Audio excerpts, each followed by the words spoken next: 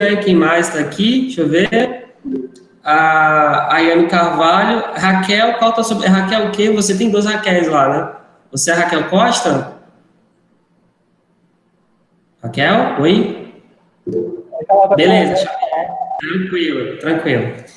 Então, bom, temos 3 pessoas. Vamos ver se até o final nós entramos com mais pessoas. Primeiro, eu estou gravando já aqui, e isso depois você colocar no YouTube para ser disponibilizado para quem faltou, né? Só lembrando o seguinte, bom, não sei se vocês viram a convocação, devem ter visto, obviamente, antes dessa semana, ou seja, antes das férias. Espero que tenham, pelo menos, assistido as aulas, as videoaulas, mas nesse momento aqui, pelo praxe, não existe em tese recuperação na graduação. O que existe é o exame final convocado. E fica a critério do professor fazer ou não uma aula, entre aspas, para poder tirar dúvidas, né? No caso, eu sempre prefiro fazer isso. Então, nós temos um tripé de assuntos: educação grega, educação romana, educação colonial. 2 assuntos de história da educação no âmbito mais geral e uma coisa mais específica do âmbito da história da educação aqui no Brasil, que talvez seja aquela base. Na realidade, são assuntos base da educação de modo geral, seja no âmbito mais amplo, né, ou seja no âmbito mais específico, no caso do nosso país. Então, o que vocês preferem? Que eu explique os 3 sucintamente, cada um por volta de 5 minutos, 10 minutos de fala, ou vocês querem fazer as perguntas e a partir delas eu vou explicando os assuntos? Deixo vocês livres para fazer isso. Vocês têm aí opção. Raquel, não estou entendendo, acho melhor você digitar, porque o seu áudio está muito metálico.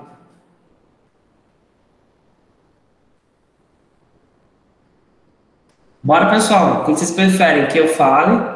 Fazer comentários sobre os temas. Quem mais? Tem mais 2 pessoas para falar aí. Pergunta pra gente.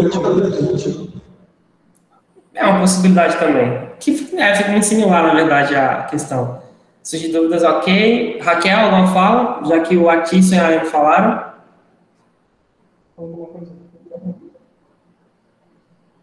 Não consegui te ouvir. Raquel, acho melhor você digitar realmente, porque não consigo entender. Tá muito ruim o seu áudio. Pode ser conexão, inclusive. Melhor você digitar. Então, vamos lá. Vamos ver aqui o que a maioria, muitas pessoas falaram, comentaram sobre os temas. Ok. A Ayane falou. E o Atício falou o que? Repete para comentar também, né? Tranquilo. Então, vamos lá. Assim, a gente tem, como eu falei, 3 assuntos básicos, né? Vocês têm que pensar... Eu que falei para ele fazer esse artigo. A gente tem que pensar na perspectiva de que a gente está tratando das bases da educação, seja no âmbito geral, seja no âmbito brasileiro. Então, quando você pega ali o mundo greco-romano, você tem um processo de constituição inicial. Olá, Tirson. De constituição... Um gato, também tem 2, só que não estão aqui. De constituição inicial do processo da educação. Então, Grécia e Roma, a gente sabe que, do ponto de vista do Ocidente, são consideradas uma das bases desse pensamento ocidental. Do ponto de vista filosófico, isso vai reverberando na construção do sistema de ensino. Lá na Antiga Grécia, a gente tem um conceito que faz com que o sistema deles de ensino gira ao redor. A gente tem alguns elementos preliminares, né? A calos cagaita, a ideia da educação aplicada no dia a dia, mas o conceito central da educação grega é a questão da paideia, né? Que é a educação desenvolvendo todos os sentidos do ser humano. Então, a paideia, que é mais ou menos uma tradução muito rudimentar, seria aquela educação integral ou universal. Ela quer criar um sujeito padronizado, né? Pensando que esse formato de educação não era para todos, era uma educação feita para as elites. Por quê? As elites gregas, especialmente de Atenas, comercial e agrária, elas tinham determinados privilégios que as classes inferiores, agricultores, comerciantes, escravos, estrangeiros e mulheres, não tinham. Então, era a educação das elites nascidas na cidade, homens ricos e livres, né, que têm direito a participar do que a gente chama da polis, né, A polis é a base da vida política, tanto é que a palavra política vem de polis, na sociedade grega. Isso vai reverberar ao longo de todo a história do Ocidente, né, essa influência que a Grécia vai ter. Então, o conceito central daquela sociedade, do ponto de vista educacional, é exatamente a ideia da paideia, né? A paideia é o que organiza o currículo, né? A gente vai ter tutores ou pedagogos que vão orientar as crianças, eles são pagos pelos pais. Vamos ter ginásios, isso na fala grega, né? Ou ginásio no português, que é basicamente locais de aprendizado desses meninos, né? A gente está falando especificamente do modelo ateniense, né? Em Esparta tinha outra dinâmica, né? Que é uma dinâmica voltada para a guerra, o cidadão pertencia ao Estado. No caso de Atenas, em Esparta a educação era muito militarizada. Já em Atenas a educação era feita na perspectiva filosófica, né?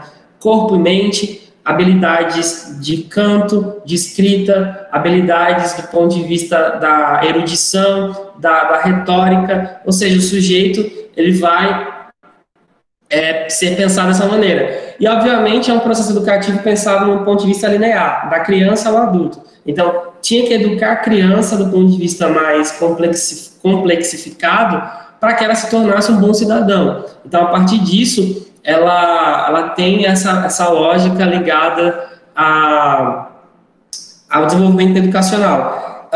O formato educativo vai variar um pouco ao longo do tempo, mas, assim, existia todo um conjunto de comportamentos, de regras, de cotidiano do aluno, que ele tinha horário para fazer atividades físicas, horário para atividades musicais, teatrais, horário para fazer os seus exercícios retóricos. Chegou mais uma pessoa. Deixa eu só abrir a porta aqui para a pessoa entrar. A Regiane. Bem-vinda, Regiane. A gente já começou e a gente está falando sobre a educação grega, tá? Nessa mini revisão aqui. Lembrando que isso vai estar gravado. Se você perdeu esse início, você pode depois assistir lá no YouTube, no meu canal, que eu vou disponibilizar e colocar o link lá no Ava, tá? Então, pessoal, nessa perspectiva, é o que é considerado pelos pesquisadores da história da educação como o princípio da educação, ou seja, a educação grega é considerada a base do que se chama história da educação. É lá que começa a ser pensado um ideal educacional, um conceito, um tipo de currículo, uma educação com uma finalidade, ou seja, uma finalidade prática, né? É estruturado locais de ensino, né? Você tem ginásios feitos para ensinar as crianças, você tem os locais, por exemplo, os gregos viajavam, né? Muitas vezes pelas cidades ou pelas regiões com seus tutores. Então, ao longo da história, de um modo geral, existem vários momentos, mas de um modo geral, ali, a partir do século V a.C., naquele processo inicial ali da Grécia clássica, a gente tem uma educação que se constitui como modelo e que vai reverberar a partir da influência grega, ou seja, reverberar, vai incentivar, vai influenciar outros locais ao longo dos milênios, né? Porque a Grécia, ela vai ser tomada como modelo não só do ponto de vista educacional, filosófico, político. Então, assim, se portar, tanto é que na antiguidade, se portar educadamente, ter educação, era automaticamente se tornar um grego, né? É interessante que muitos povos do Mediterrâneo, quando eles passaram a querer criar seus modos de vida, seus governos e mostrar uma cultura erudita, eles copiavam os gregos. Então, em muitos momentos, né, a partir do século III a.C. até ali o século III depois de Cristo, você ser erudito era sinônimo de ser iguais os gregos, né? Imitá-lo, ler o que eles liam, estudar o que eles estudavam, se comportar como eles se comportavam. Então, a educação a educação ocidental deve muito a esse modelo grego, né? Que vai, como eu falei, influenciar outros povos e vai influenciar a educação romana, né? Que é o segundo tópico aí da nossa avaliação do exame final. Então, Roma vai, de uma maneira geral, copiar, copiar e colar, copy-paste. Então, vai copiar o modelo grego, só que vai ter uma perspectiva mais pragmática, né?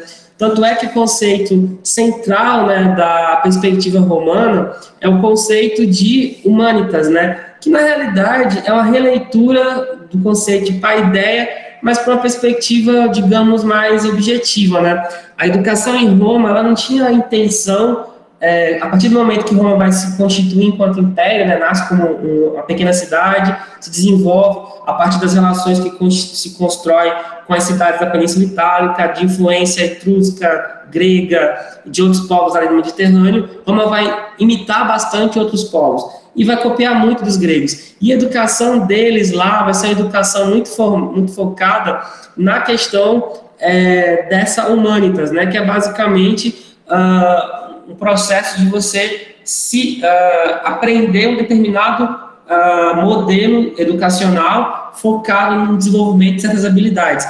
Em Roma, uma habilidade muito importante era a retórica, o falar bem. Mas uma pessoa entrou, deixa eu só abrir a porta aqui.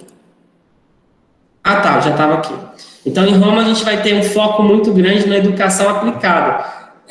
Lá vai aprofundar o que a gente chama de modelo educacional, porque ao longo da história romana vão ser criados espaços específicos de ensino, como se fossem escolas, mas isso sempre na perspectiva das elites, dos patrícios, né? Os plebeus, que eram os grupos mais subalternos, eles não tinham acesso pleno à educação, no máximo algum tipo de educação muito técnica, aprender a fazer alguma atividade, ser padeiro, enfim, algo muito específico. Já os patrícios, como eram as elites governantes, eles aprendiam desde cedo as artes do bem falar, o direito. Tanto é que em Roma vão ser desenvolvidas as primeiras escolas de direito para exatamente pensar na perspectiva da educação enquanto algo objetivo, diferente dos gregos, que eram muito subjetivos, uma educação apenas pela erudição.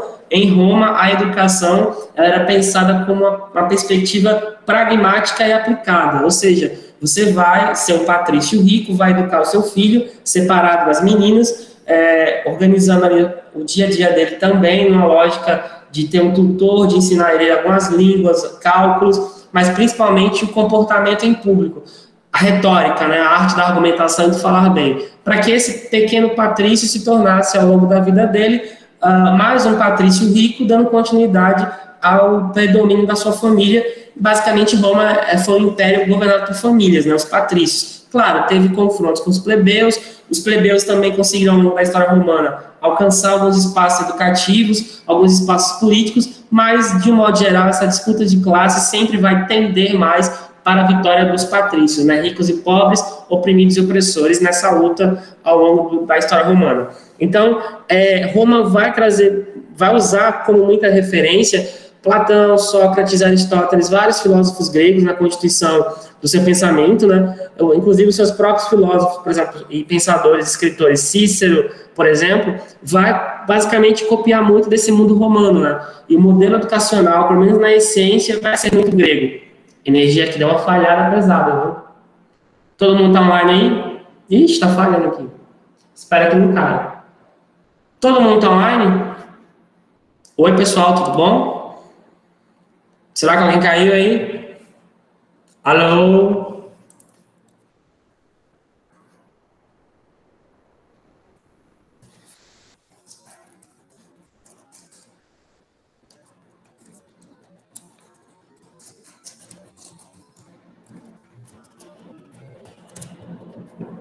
Deixa eu só saber se todo mundo tá online aqui, porque às vezes fica, mas a pessoa pode ter caído.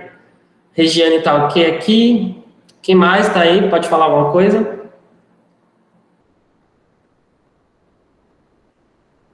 Ou fugiram ou não estão online mais. Bom, vou continuar aqui e esperar a resposta de vocês, tá? Enfim, em relação a Roma, a gente... todo mundo caiu. Regiane?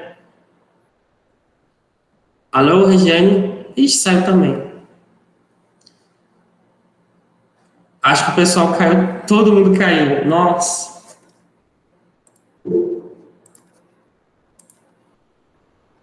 Pois é, acho que o pessoal caiu, né?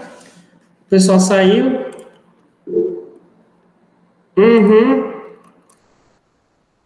Eu vou continuar aqui com você. Bom, eu vou continuar, aí vou terminar a falar da parte da educação colonial e vou explicar o formato. Depois eu vou disponibilizar isso lá no no YouTube, mas eu preciso terminar porque a gente marcou, tá marcado, a gente continua. Enfim, é isso. Infelizmente, né? A gente tem no caso de Roma, essa imitação desses modelos gregos, e ela vai exatamente durante todos os séculos da história romana, está muito presente nas práticas pedagógicas, na organização curricular. Roma talvez seja o primeiro momento onde se pensa na educação pública, né? Algumas escolas vão ser bancadas pelo governo romano em algumas regiões, diferente da Grécia, que era basicamente locais bancados pelo dinheiro das famílias ricas. Em Roma, o Estado vai começar a bancar a educação. A gente pode dizer que é o surgimento da educação pública, mais ou menos como a gente conhece, ela começa lá em Roma, com algumas escolas básicas, né, no ensino de algumas coisas elementares, né, e principalmente com as escolas de direito, que vão formar a burocracia do Império para o trabalho, né, no governo provincial, no governo das cidades do Império Romano. Então, é uma educação muito pragmática, uma marca muito nítida dessa educação romana. Terceiro ponto, e aí a gente vai falar sobre a questão do Brasil colonial. A história da educação no Brasil, ela começa na colônia, como a história do Brasil, né? Então, o primeiro formato educativo aqui no Brasil, que vem da Europa, é a educação jesuíta. Lembrando que os indígenas aqui, eles tinham o que a gente chama de educação pulverizada, né? Uma educação que ela está presente em toda a sociedade, né? É uma educação difusa, como a gente falou naquela aula presencial, porque ela acontecia no dia a dia, não existia um espaço específico de educação. Ela acontecia no momento que a criança ia com o pai para caça, ou quando a menina ficava com a mãe cozinhando, fazendo a cestaria. Ela acontecia basicamente durante os afazeres normais da vida. Então as crianças observavam os mais velhos e aprendiam. Os mais velhos ensinavam as histórias do local, etc. Esse é o formato que tinha aqui anteriormente. Quando os jesuítas vêm para cá, o formato é diferente. Não é mais uma educação feita no dia a dia, mas uma educação feita a partir da perspectiva da hierarquia, do professor e do aluno, né? Ou seja, o jesuíta, né, que é o padre formado em teologia, filosofia, com conhecimento de latim e línguas antigas, com a base da sua vida feita no evangelho católico, ele vai chegar aqui no processo de catequização e de domínio dessa região, no caso do Brasil e da América como um todo, né? Então, ele vai trazer para cá o modo de vida dele, e todo esse modo de vida indígena é considerado errôneo. Então, o índio era um sujeito que deveria ser salvo, entre aspas, porque ele seria inocente, ele teria uma alma a ser salva, e o jesuíta, com a sua visão, trazendo para cá a perspectiva cristã educativa da escolástica, que é a questão da filosofia medieval da Europa, ele vai ensinar esse indígena a ser um bom católico, vai ensinar a língua portuguesa, vai ensinar teatro, música, mas numa perspectiva de catequização, porque o jesuíta quer que o indígena vire um bom católico, um bom cristão. Então, as primeiras escolas jesuítas, na verdade, por exemplo, a gente vai ter experiências de colégios jesuítas, que vão ser locais de funcionamento, né, em algumas regiões do Brasil, e que muitas cidades surgem ao redor deles, como São Paulo, por exemplo, onde jesuítas vão fincar a sua base de catequese para dominar esse povo indígena, levando exatamente essa cultura europeia, obrigando o indígena a deixar de lado a sua cultura e adentrar no mundo do branco, né? Então, as primeiras escolas no Brasil vão ser escolas jesuítas. Eles vão ter uma atuação muito grande ao longo de quase 3 séculos aqui na colônia, levando exatamente, de um lado, a visão católica, do outro, a visão do Estado português, porque eles também são elementos de dominação do território, e a visão da educação ocidental, né, que vai tornar o indígena um súdito da coroa portuguesa. Então, eles vão, por exemplo, muitos jesuítas vão para o meio das matas, tentar convencer os indígenas a vir com eles, conseguem em alguns casos, vão fazer assentamentos, né, que são as missões. Lá vão fazer os indígenas trabalhar em alguns momentos, estudarem em outro, aprendendo a língua, aprendendo a vida europeia, né? Ou seja, os modos de vida da Europa. Claro que isso não vai ser um trabalho pleno, né? Os indígenas vão ler de outra maneira, muitas vezes vão adaptar. Por exemplo, os jesuítas criam um idioma chamado Nhangatu, que mistura um pouco de português e de línguas indígenas, para poder conversar com os índios. E esse idioma vira uma língua corrente no Brasil, chamada língua geral, né? Inclusive, até hoje, no Amazonas, se fala em Nhangatu em São Gabriel da Cachoeira, né, que é um idioma que tem algumas palavras em português, mas mistura várias palavras em vários idiomas indígenas. Então, a gente percebe nesse processo educacional jesuíta uma perspectiva feita. O professor fala a verdade, o aluno apenas escuta e repete. O professor é aquele que traz o conteúdo, o aluno apenas aprende e não questiona. Os jesuítas usavam muito a perspectiva da memorização, exercícios de repetição, né, de memória, de fazer várias vezes, faziam as chamadas sabatinas, o aluno aprendia de segunda a sexta, no sábado de manhã ele repetia tudo que ele tinha visto durante a semana, então e usavam inclusive até castigos físicos também, né, então eles vão ter um papel importante nessa expansão da Europa aqui no Brasil, né, de Portugal especificamente, vão ajudar a criar cidades com o seu trabalho da catequese, vão ajudar a fomentar uma cultura híbrida entre indígena e europeu, porque o índio nunca vai ser plenamente um europeu, e o próprio jesuíta aprendia muitas coisas com indígenas. Então, a gente tem uma troca cultural muito forte. Em parte, o que eles fazem vai dar certo, em outra parte, nem tanto, porque eles próprios vão sair mudados daqui.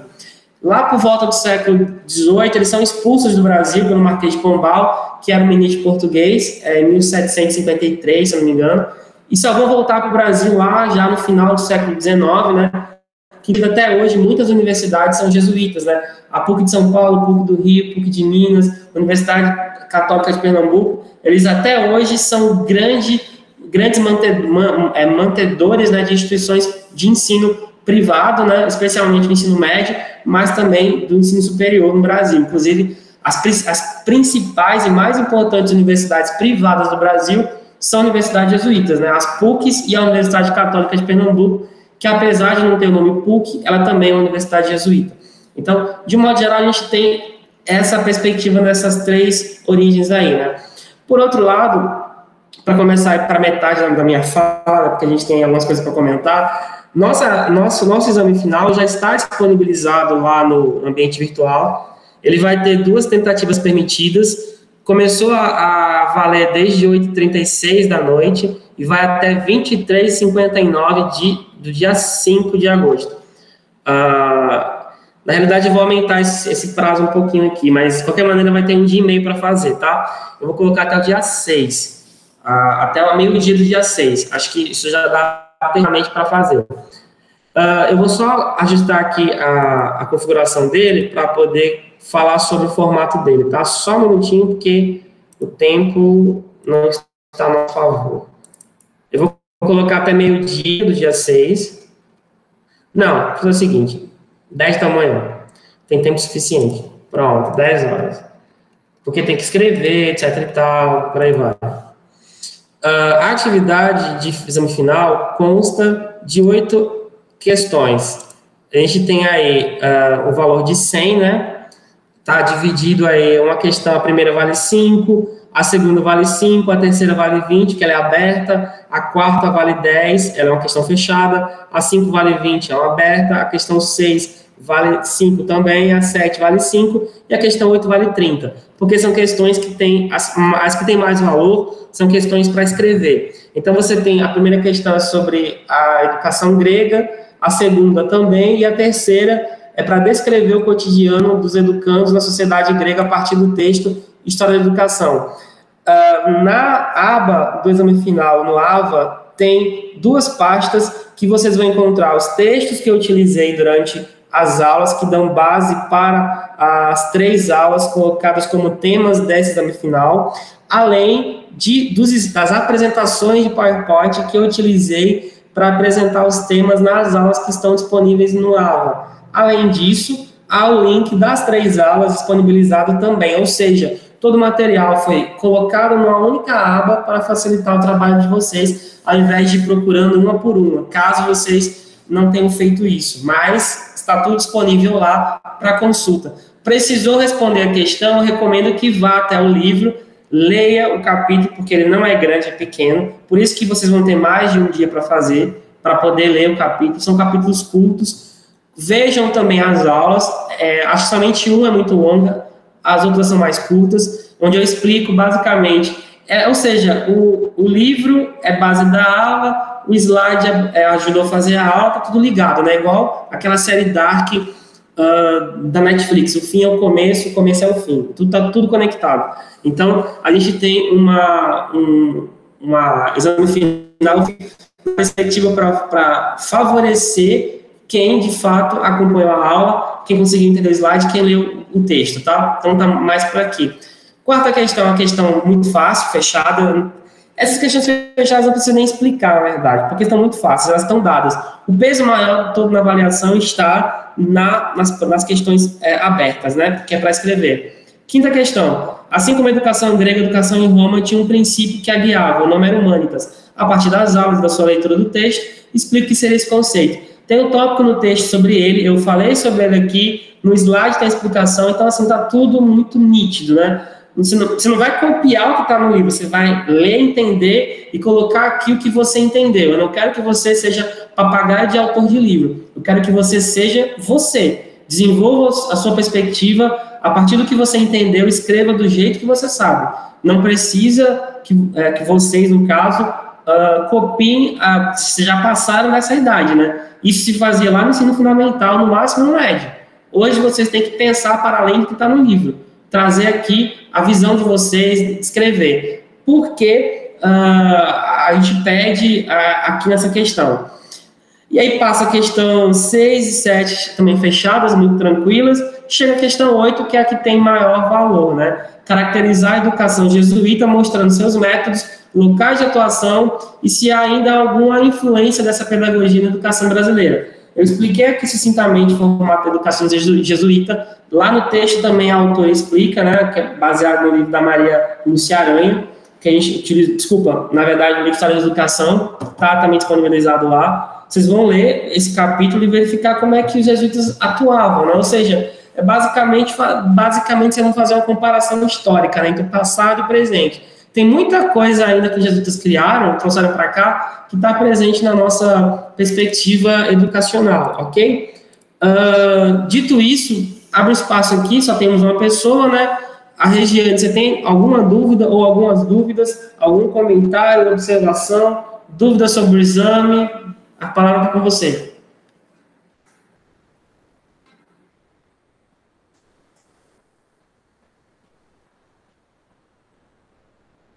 Nada? Nenhuma pergunta, observação, nada?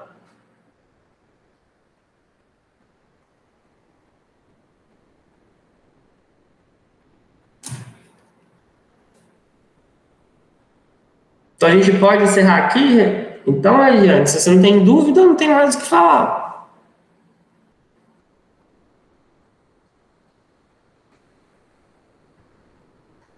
Então, podemos encerrar aqui? Tudo bem. Então, a gente basicamente demorou meia hora mesmo, que a gente começou de 5 para as 9. Né? Eu vou disponibilizar isso lá no nosso Ava, né? Eu vou subir esse vídeo para o YouTube, posto o link lá, vou mandar também no grupo. E quem estiver assistindo isso, né, e não conseguiu estar online, se quiser me procurar durante o período que a prova estiver aberta para tirar dúvidas, vá no WhatsApp, tudo bem? E é no privado, de preferência, para não atrapalhar a conversa lá no grupo da sala de vocês, que acontece muita coisa ao mesmo tempo, acaba se perdendo. Então, vá no privado, fica mais fácil para a gente tirar dúvida. Ok? Regiane e os que não estão aqui, os que vão estar depois, online. Então, boa noite para você, boa noite a quem viu isso depois, bom dia, boa tarde, boa avaliação, a gente conversa e se vê por esses mundos online do IFRA aí. Tchau, tchau.